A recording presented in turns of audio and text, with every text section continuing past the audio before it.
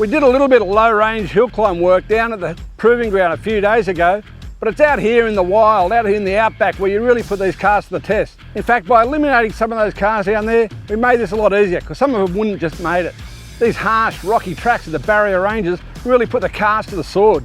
They'll shred a tyre in seconds and get caught up under the suspension, really putting these cars under the pump.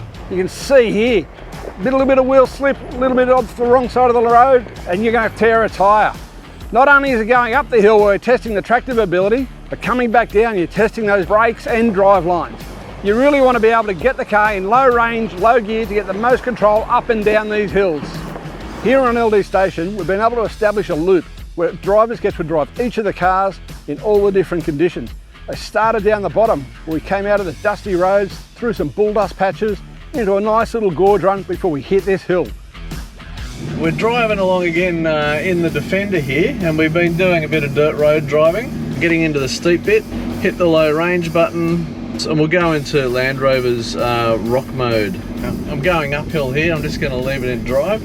This is pretty bumpy terrain, and I've driven a few other vehicles up here already today, and I've got to say the ride quality in this thing is superb over this terrain. Even in its highest setting, it seems like there's still plenty of down travel in the suspension, so as we go over this rocky undulating track, it's still very comfortable. S1, that means we're in first gear, and it's crawling down there. This is quite steep, and we're doing 3 kilometres an hour, even less. We've also got hill descent control in this vehicle, but the low range gearing is so good I don't think you'd really ever need it. It's very important in this rocky terrain. This vehicle's got all-terrain tyres fitted to it. I believe they're optional on this vehicle, I'd have to check, but these tyres are definitely tougher than the more road-oriented tyres we have on the other contenders this year. We've already punctured one tyre. You've also got cameras all around this vehicle. I mean, you might look at that and think, oh, that's just a bit of a gimmick, but if you're driving by yourself and you don't have a spotter outside the vehicle and you get into some really quite technical terrain, this is really handy. It allows you to see what's around the vehicle. Clever stuff. So we've just been doing some dirt road driving in high range four-wheel drive. Having a great time in this vehicle. I mean, it's superb in lots of ways. I mean, the performance from the engine is just brilliant. You've got to keep a close eye on the speedo if you want to protect your driver's license. The handling is quite good. The NVH I found is really spectacular. I mean, I always thought the 200 series was pretty good, but this vehicle makes the 200 look relatively agricultural. The low range, the vehicle makes the driver look pretty competent, even when they're not. I'm not a great lover of the interior though, I've got to say. I don't like this centre console, but beauty is in the eye of the beholder, I guess. Heading downhill, gone into first gear, low range, and we're just edging down here fairly slowly. It doesn't run away at all in the steeper sections, so the gearing's quite good. I mean, these vehicles are very sophisticated, these top of the line vehicles, whichever one you're in. Yeah, they do nearly all the driving for you. In first gear, low ratio, she just crawls down here, no problems at all. Land Cruiser always rates highly in the bushability stakes. Service parts, where you can get serviced and back up around the country is just phenomenal. The amount of accessories you got, it can't be beaten by any other vehicle, to be quite honest, which is one of the big strengths about Toyota Land Cruiser. Whether you're in the Northern Territory or up on Cape York or down in the goldfields of Western Australia, there'll always be Toyota spares in some little place. You'll be surprised where you'll find it.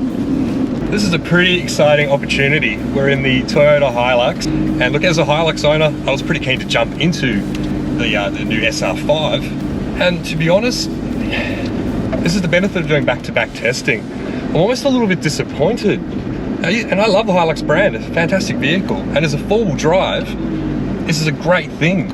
But when I compare it to the Ranger, I think I almost like the Ranger a little bit more. But now we're in high range four-wheel drive, and first thing I love about the four-wheel drive system is it's so simple. The second thing I really love about this vehicle is its traction control system, and I think this is something Toyota have just dialed in. It's a simple set and forget sort of deal, but when you're crawling on these really loose, shaly, rocky conditions, you can absolutely see the front wheel just bang, bang, bang, bang, just reacting so quickly, whereas the Ranger takes a little bit more time to think about it. In terms of negatives, you can probably see we are unladen and it's jiggly. The ride is very firm. But hey, look, we're doing it, we're driving, we're getting up this steep hill. It's just minimum of fuss. Like I said, put it in D and go. All right, well, what goes up must come down. And oh wow, that's tremendous. But in a second, there's a fairly big gap there. That's going too fast for my liking. I think it's great that you've got a granny speed first gear, because you can always go faster, it's hard to go slower. Now, if I was to buy a Hilux for myself, which I have several times, I love them. I love them to pieces. The first thing I would do, again, put the weight on, work out what you're going to carry. Suspension, tyres, bar work, snorkel, and something to do with the tray. And 100% throw the tyres away and get some good aftermarket light truck all-terrain tyres. It's sort of a budget tourer, but it's going to get the job done, and it's going to be reliable in the process. Driving the Ranger off-road, especially compared to the Hilux, it seems a lot more stable, a lot smoother, particularly in high range. It's got the 2-litre engine, which is a small cause for alarm, especially when you consider towing or carting a ton of tools. It's a beautiful little motor, but it's just whether you can trust it when the car is, you know, loaded up and, you know, heading up a steep hill. Alright, so just dropped it in low range, and again, the gearing coupled with that 10-speed box just makes it. I will say, and I think Ev in the Hilux will agree with me, that the traction control in the Ranger is not as good as the Hilux, but again, it just does it. Crawls really well. Alright, so we just spun the Ranger around, and we're coming back down this very steep hill with the hill descent control turned off, and you manually shift into first gear and keep it in there. It's not really going to run away from you at first gear low range. One of the criteria we're using to judge on this test is bushability. Just about everything you can imagine under the sun is available for Rangers, which I think is a massive tick in its favour, a huge advantage. Everyone's favourite part about the Nissan Patrol is its V8 petrol engine. It's just a stonking motor, particularly when you want to have a bit of fun, a bit of open country, some nice tracks. But it's not just the engine itself, it's the way it works with the chassis. Having independent suspension front and rear just makes this car a bit more sporting than other large, full-size four-wheel drive wagons. But at the end of the day, these cars are still four-wheel drives. You need to be able to drive them off-road, on these gravel roads, very deep low range, to probably make up a bit for the lack of bottom end torque of a petrol engine compared to a diesel. But you know, this engine's got so much grunt, it's not an issue. Independent suspension on this car gives you more ground clearance over most conditions. Having the independent suspension also lets the wheels act independently, so they're dropping in and out of the holes irregardless of what the other wheel's doing. Having a proper four-wheel drive with low range isn't just for going up hills, you also need it going down. So steep descents like this, loose surface, you want to have your wheels doing the braking, not your brakes themselves. Something that's really annoying about this Patrol, it's 7-speed automatic transmission. So you want to go back to first, it won't let you. Any other car, you can just tip it back to first and increase the reduction ratio, so your car slows down and controlled without touching the brakes. In the Patrol, you've got to stop, then pull it back to first. It's really annoying, something Nissan should tune out of the car.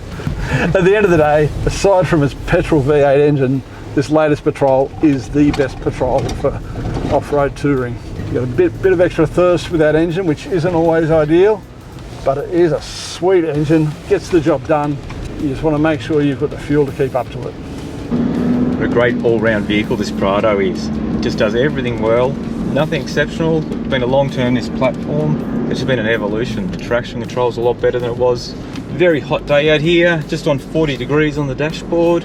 This Prado just keeps it comfortable. One of the most important things in this vehicle is to actually lock the centre diff into four-wheel drive. So it goes from an all-wheel drive mode to a locked centre differential. Low range gearing, very acceptable. It's just, you know, again, it's a good all-round package. There's the hill descent control kicking in. The Prado, it's a lot more noisy, more intuitive driving through it. It feels weird. The car actually does a really good job of it, but it does intrude, and it's not as refined as what the 300 series is or the Land Rover. The low range gearing in this car was quite acceptable. The automatic shifter allows us to go back into first gear. A lot of the other vehicles you do have to slow down a lot more and take a lot more effort to get into first gear. Only one thing has really stood out during the last week with the Prado and its bush abilities is the tyres. A highway terrain tyre just doesn't cut it out here. We've had a tyre failure this morning. This Prado actually has the spare wheel underneath and only one fuel tank, so I believe it's no cost option to choose this tailgate and the spare tyre underneath. We'd all much rather the longer range tanks, but bushability all goes along. Lots of accessories out there, but standard, very capable bush vehicle. What a week we've had. We've gone from the sandy desert tracks of Victoria up here to the rocky trails of outback New South Wales. Our drivers have been switching in and out of the cars all day, every day, hundreds of hours behind the wheel, just so that they get a taste of all the vehicles in all the different conditions. Let's have a look at what those judges have had to say as we go back over our notes and compare the vehicles against the criteria. So guys, we've finished our testing. Come to the business end of the week. We've had a great week actually, covered some great terrain. Time for judging. Now it's not just straight judging, we do it by scores, and it's scored against criteria, long established by people that were around long before me. Give you a quick run through on the criteria. The criteria are value for money. Not just a cheap car is a good car, expensive car is not necessarily good either. What are you getting for your money? How well does it do it? Breaking new ground. Now, is this vehicle raising the bar? Is it using new technologies? Is it, how well does that manufacturer implemented that and raised the bar for that category of vehicle? Built tough. We're out here in some pretty harsh conditions. Are these cars built to do it? They all advertise it. They say in the brochure they can do it. When you've had a look underneath them, what do you reckon? Is the control arm flimsy and weak? Is it going to bend on the first little hump? The tyres, not made for it. That sort of thing. Doing the job is similar criteria. It's how well is it made to do what it says it's going to do. How much does it carry in it? Does it tow its load? How well does a 7-seater carry a family of 7 in it? All these little things. And lastly, bushability.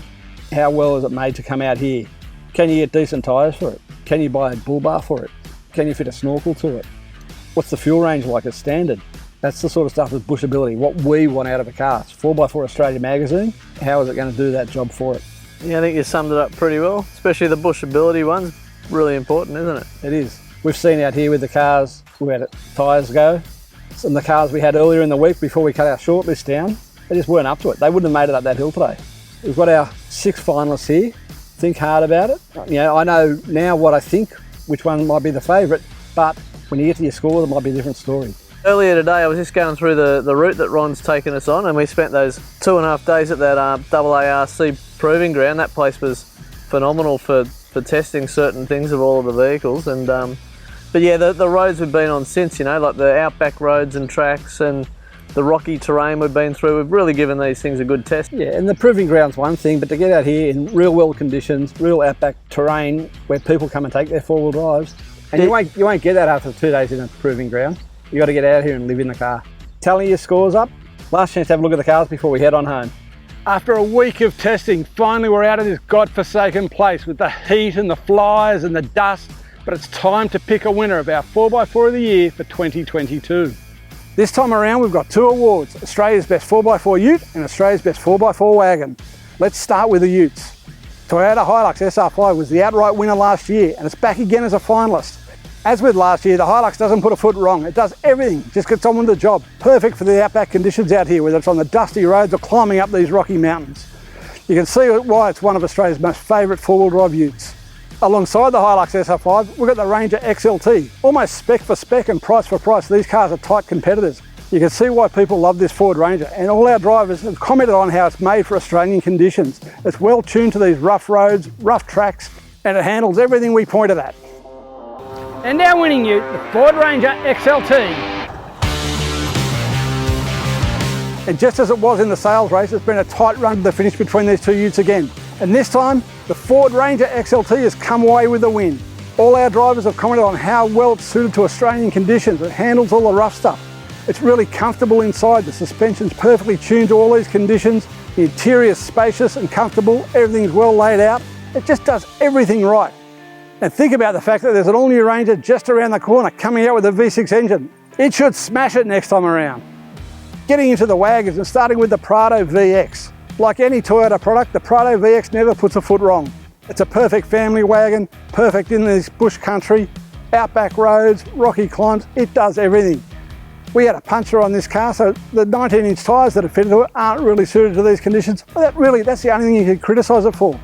With 150 litres of fuel on board and a better performing engine and transmission than it had before, this thing should be a winner. If there was an award for the most fun car to drive, it would have had to go onto the Nissan Patrol. That V8 engine is such a sweetheart, turns every driver into a hoon. And it's great in the outback as well. Going up these rocky climbs, it's so stable and sure-footed.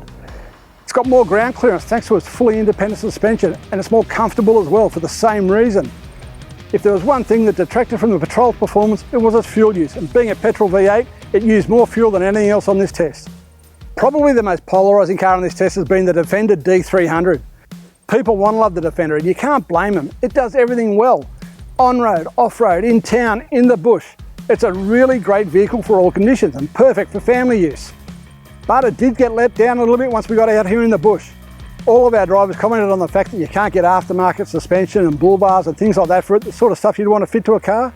And having 20-inch wheels is also a problem. In fact, we had a puncture on this car too, destroyed the tyre. And that brings us to the Toyota Land Cruiser 300 Series VX. Toyota hasn't strayed too far from its successful recipe here. It's very much like a 200, but they've improved it where they had to. The new V6 engine not only performs better, but uses a lot less fuel. It's smooth, refined, and really gets up and goes when you put your foot down. Perfectly matches that 10-speed automatic. The functionality of the 300 is up there as well. Plenty of room inside. Maybe a little bit less room inside than in a 200 series. We'd have to line them up side by side to get it. But most of all our judges were impressed with it, the way it did everything, not just one little thing at a time. These four wagons have been so close because they've all got their pros and cons, but you can only have one winner. And our winning vehicle, the Toyota Land Cruiser VX. Once again, it just did everything right, didn't put a foot wrong.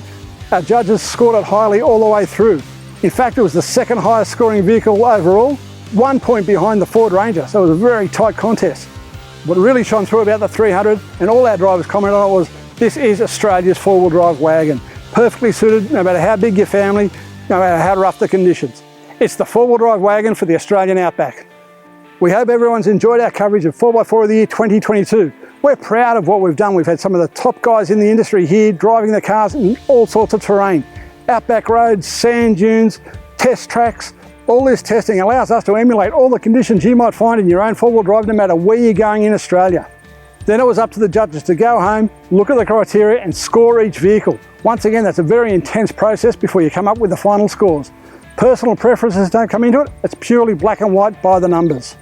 If you've missed any of the episodes, go back to the website at www.4x4australia.com.au and click on the links to follow the series.